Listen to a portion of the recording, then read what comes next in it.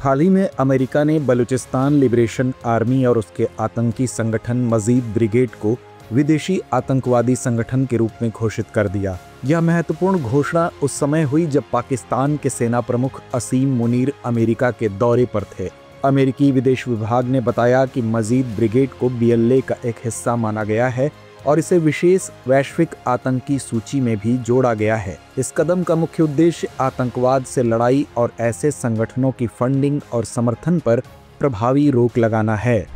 BLA का गठन 2000 के दशक की शुरुआत में हुआ था और इसका मुख्य उद्देश्य बलूचिस्तान को पाकिस्तान से अलग कर एक स्वतंत्र राज्य बनाना है। BLA का दावा है कि पाकिस्तान सरकार ने बलूच लोगों को आर्थिक और राजनीतिक दृष्टि से हाशिए पर रखा है। BLA के सदस्य मुख्य रूप से मर्री, बुगटी और मेंगल कबीलों से आते हैं और वर्तमान नेतृत्व बशीर ज़ेब के पास है। संगठन की फंडिंग के स्रोतों के बारे में अभी भी स्पष्टता नहीं है, लेकिन माना जाता है कि तस्करी, ड्रग व्यापार और बलूचिस्तान की कोयला खदानों से होने वाली आय से पैसे जुटाए जाते हैं।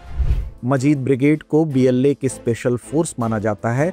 यह ब्रिगेड आधुनिक हथियारों और विस्फोटकों से लैस है और इसके सदस्य जो 100 से 150 तक बताए जाते हैं, अफगानिस्तान से अमेरिकी सेना के हटने के बाद अमेरिकी सैन्य उपकरणों का उपयोग कर रहे हैं। इस ब्रिगेड के नाम की उत्पत्ति 2 भाइयों मजीद लंगो सीनियर और जूनियर से हुई है। इन्हें पाकिस्तान में कई प्रमुख हमलों के लिए जिम्मेदार माना जाता है, जैसे 2018 में कराची स्थित चीनी वाणिज्य दूतावास पर हमला, 2019 में ग्वादर के पर्ल कॉन्टिनेंटल होटल पर हमला और 2020 में कराची स्टॉक एक्सचेंज पर हमला। मार्च 2025 में BLA ने जाफर एक्सप्रेस ट्रेन पर हमला किया, पटरी उड़ाई।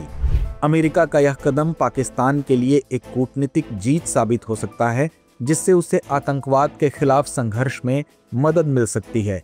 इस कदम से BLA और मजीद ब्रिगेड की फंडिंग पर प्रभावी रोक लगाई जा सकती है और उनके समर्थकों के खिलाफ कानूनी कार्रवाई की जा सकती है। आपको बताते चलें कि इस निर्णय से कुछ दिन पहले एक बलूच नेता ने अमेरिकी राष्ट्रपति को पत्र लिखकर दावा किया था कि बलूचिस्तान के प्राकृतिक संसाधन पाकिस्तान के नहीं हैं और इन्हें किसी विदेशी शक्ति को नहीं बेचा जाएगा।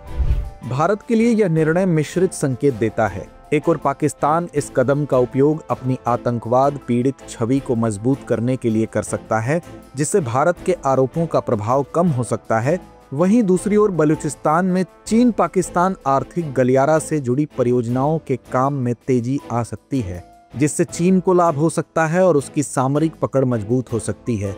कुछ विशेषज्ञों का मानना है कि यह निर्णय बलूच आंदोलन की अंतर्राष्ट्रीय पहचान को कमजोर कर सकता है। भारत को इस स्थिति में एक संतुलित और प्रभावी रणनीति अपनानी चाहिए। पहला, भारत को अंतर्राष्ट्रीय मंचों पर पाकिस्तान द्वारा संचालित आतंकी संगठनों और भारत विरोधी गतिविधियों के सबूत लगातार पेश करने चाहिए, ताकि पाकिस्तान अपनी आतंकवाद पीड़ित छवि को स्थापित करने में सफल न हो सके। दूसरा, भारत को चीन पाकिस्तान आर्थिक गलियारे के विस्तार और सुरक्षा व्यवस्थाओं पर करीबी निगरानी रखनी चाहिए, क्योंकि इससे चीन की सामरिक स्थिति भारत के खिलाफ मजबूत हो सकती है।